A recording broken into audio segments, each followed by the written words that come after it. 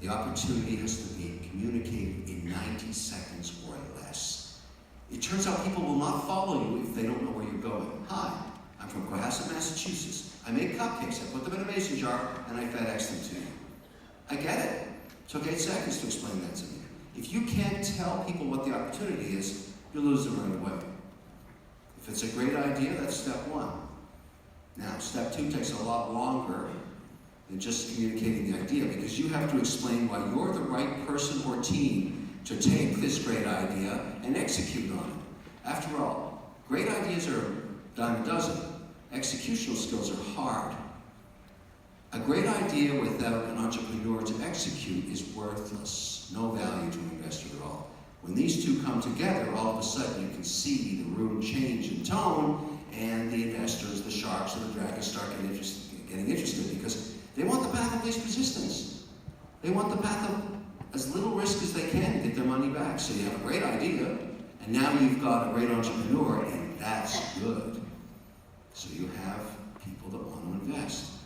But there's one more, and this one is the killer. Imagine you've beaten out 100,000 applications to get on Shark Tank. You're sitting on that carpet.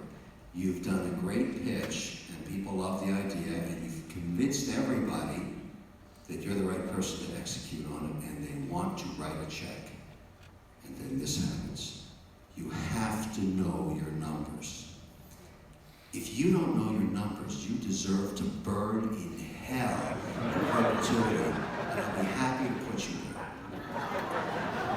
How big is the market? How fast is it growing? What are the gross margins? What's the break-even analysis? You saw that Tracy in that video knew to the penny what her jars cost. She knew exactly what her problem was. She knew the answer to every part of her business model, which gave me enough confidence to write a check for a commodity. At least she knew her problem. The margins sucked, but she knew they sucked, and she knew how to fix it by increasing the volume and taking the cost of the jars down. Now she pays pennies for the jars because she orders millions of them. That was the solution.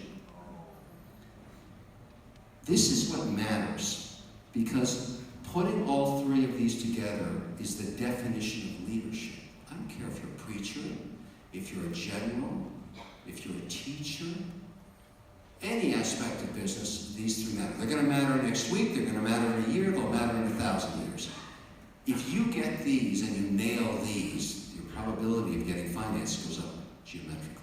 There's no question about it. And that's as evidenced after 15 years of people pitching on Shark Tank and Dragon's Den.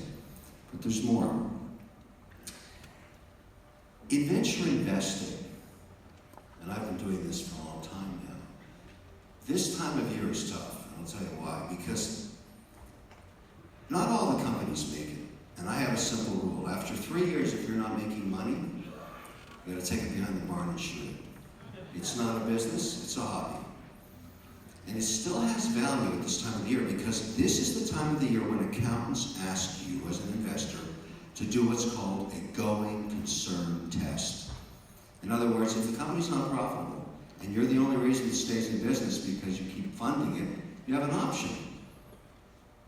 You can bankrupt it now, at the end of the year, and take the tax write-off in the calendar year that you did that.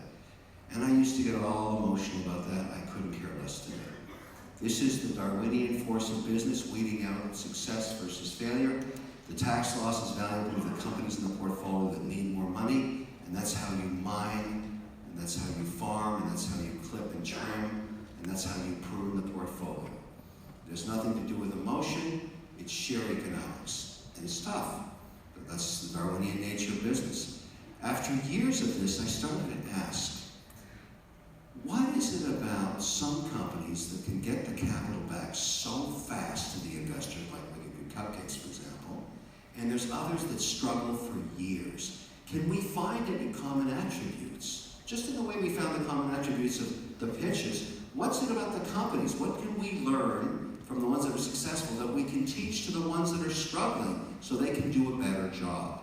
So I did some research.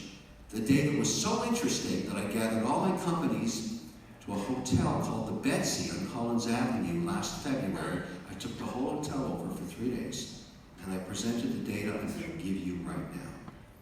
Because if you're interested in running a business, you need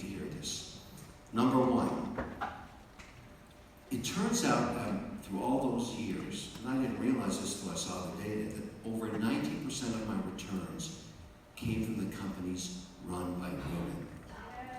Now, why is that? Look, I don't want to start gender warfare. I would give money to a goat if I could get a return. I simply don't care. But I want to understand what they're doing. What are they doing that's getting these outcomes? Remember, these companies don't know each other. The average size is 26 people. They're all over the country doing different things. And yet, that commonality exists. You've heard that old expression, if you want something done, give it to a busy mother. It turns out, in private companies that are small, with 26 employees on average, what people do is very important because everybody's doing everything. So you want to allocate the time of the CEO to make sure that every single employee is optimizing their time. Set goals, optimize time, try and execute the business plan. Matters a lot. And I thought that was interesting, but wasn't the secret sauce. This is the secret sauce. We went back and looked at every single quarter for 7 years across all the companies with one simple question. What was the estimate of sales and what was achieved? So in the case of companies run by men, they hit their targets 65% of the time with an average annual growth target of 30% growth, which is excellent. And I thought that's fantastic. Hitting your target 65% of the time and trying to grow 30% is absolutely spectacular. Very good. Then we looked at the companies run by women. They hit their targets 95% of the time. But, not so fast, Babeloy. They had reduced their growth targets down to 15%